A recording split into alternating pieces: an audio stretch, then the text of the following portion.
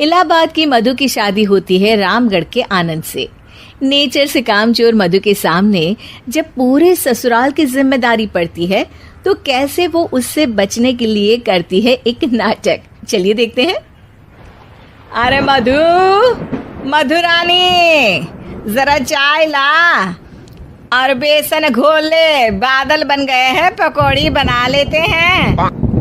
ओह, अभी अभी तो दिन का खाना खाया है, अब पकौड़े तल दूं? अरे इतना खाएंगी तो फट जाएंगी, चला तो जाता नहीं इनसे। तभी आनंद आ जाता है। अरे मन कर रहा है पकोड़े खाने का। मधु देखो ना, बादल बन गए हैं, ऐसे में पकोड़े मिल जाए तो मजा आ जाए। अरे अभी तो बादल बने हैं, जरा 2-4 बूंद टपक तो जाने दो, बना दूंगी पकोड़े भी। ये बोलकर मधु वहां से चली जाती है। अरे मधु, मधु बूंदे भी बरस गई, अब तो बना दो पकोड़े। अरे बूंदा बूंदी तो रोज होती है, जरा जमकर बरसे तो पकोड़े तलने में और सिखाने में दोनों में मजा आ जाए। ये बोलकर मधु वहां से चली जाती है और मधु के साथ ही बूंदा बांदी कर बादल भी चले जाते हैं।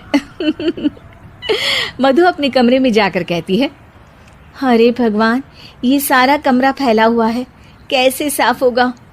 तभी मधु को आइडिया आता है और वो जोर जोर से चिल्लाती है, हे भगवान, मेरा 2000 रुपए का नोट कहाँ चला गया?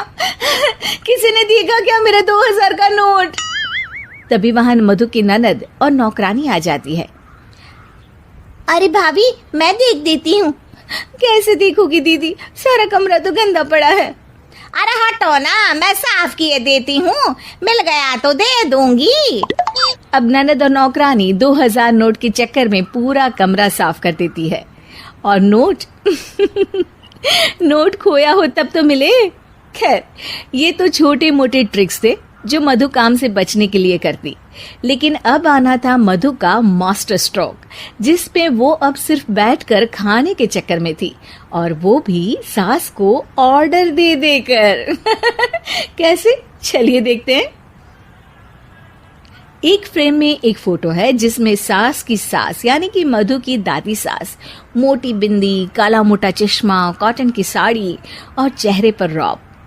वहां उसी फोटो के नीचे खाट पर बैठी मधु, और मधु का गेटअप बिल्कुल वैसा ही था।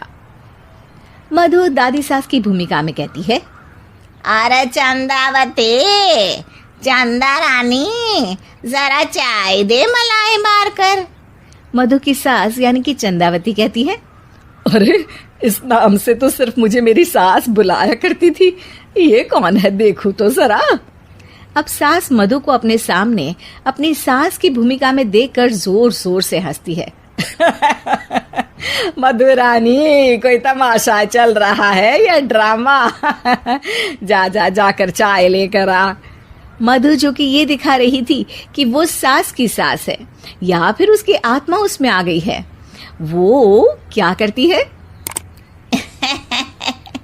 चाय और मैं, वो भी तेरे लिए चंदावती। यही सिखाया है तेरी माँ ने। यार, एक तो डायलॉग बदल बहू, तू सास बनकर जो माँ पर सीधे चली आती हो, ये ओल्ड फैशन हो गया है, जरा अपडेट हो जा। और वैसे तू कुछ भी बन, उसके पहले चाय लेकर आ। अभी सास कुछ बोलती कि वहां मधुर के ससुर आ जाते हैं। वो मधु को देखते ही पागल सा हो जाते हैं। माँ, मेरी माँ तू वापस आ गई। अरे धत तेरी की, अभी एक का नाटक खत्म नहीं हुआ कि दूसरा आ गया। अरे हद है, तेरी जबान तो चलती ही जा रही है, सामने मेरी माँ बैठी है। अरे इनका चेहरा देखने को तरस गया था मैं। मेरी माँ वापस आ गई, ये देख मेरी माँ आ गई। ये नहीं कि देसी घी के लड्डू बनाए, बस जबान चला रही हो। अरे जाने ते धनकलाल, इसे तो शुरू से ही बोलने की तमीज नहीं है। मेरी तो आदत हो गई है दब दब कर रहने की। नहीं माँ, ऐसे कैसे, ये सब करेगी। अच्छा, मैं दुकान जा रहा हूँ, शाम को तेरी पसंदीदा गर्मा गर्म जलेबी और समोसे लेकर आऊंगा माँ। ससुर वहां से चले जाते हैं। अब बेचारी सास अपनी ही बहू के नाटक में फंसकर सारा दिन सारी रात काम करती। लेकिन कब तक? एक दिन की बात है। बेटा आनंद, मेरे तो हाथ पैर सब दर्द हो रहे हैं, मुझसे नहीं होता इस उम्र में इतना काम। हाँ माँ, तू ठीक कह रही है। वैसे भी माँ, दादी को तो मरे अभी सिर्फ 5 साल हुए हैं, फिर मधु कैसे दादी हो सकती है? अरे वही तो बेटा, मैं तो ये सोच रही थी कि कहीं दादी मधु के रूप में तो पैदा नहीं हो गई। मतलब ना, ये सारा नाटक है बेटा, लेकिन अब जल्द से ये नाटक बंद करा दे तू। ठीक है माँ, लेकिन अब मधु को मधु की जुबान में ही सिखाना होगा। दोनों माँ बेटा कुछ बात करते हैं और अगले दिन सास मधु का बड़ा सा सोने का हार गले में डालकर घूम रही होती है। मधु जैसे ही अपना हार सास के गले में देखती है, परेशान हो जाती है।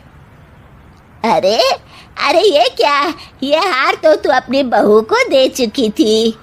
नहीं नहीं माँ जी, बिल्कुल नहीं। आप ही ने तो कहा था कि जब तक आप जिंदा है ये मैं ही रखूं।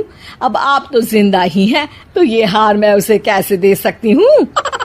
अरे लेकिन तभी वहाँ आनंद आ जाता है। दादी दादी, मैं आपके लिए भैंस लेकर आया हूँ, बाहर खड़ी है। जरा अच्छे से नहलाकर उसके गोबर से आंगन लीप देना और गोबर के कंडे बनाकर सुखाने डाल देना। और हाँ, जरा ताजा ताजा दूध भी निकाल देना दादी। और फिर माँ बेटे हंसने लगते हैं। मधु सोच में पड़ जाती है। भैंस? नहीं नहीं, इतनी बड़ी भैंस की मैं सेवा करूं? ना बाबा बना, मैं तो बहू बनकर घर वालों की ही सेवा कर लूं, उतना ही बहुत है। माँ जी, नहीं नहीं। अरे अरे, क्या हुआ बहू, तुम वापस आ गई क्या? तुम्हें सब कुछ याद आ गया? हाँ हाँ, सब याद आ गया, पूरा पूरा याद आ गया। अब सास चैन से खाट पर बैठती है और जोर से कहती है, सब याद आ गया ना? तो चल जा, चाय लेकर आ, और वो भी मलाई मार कर।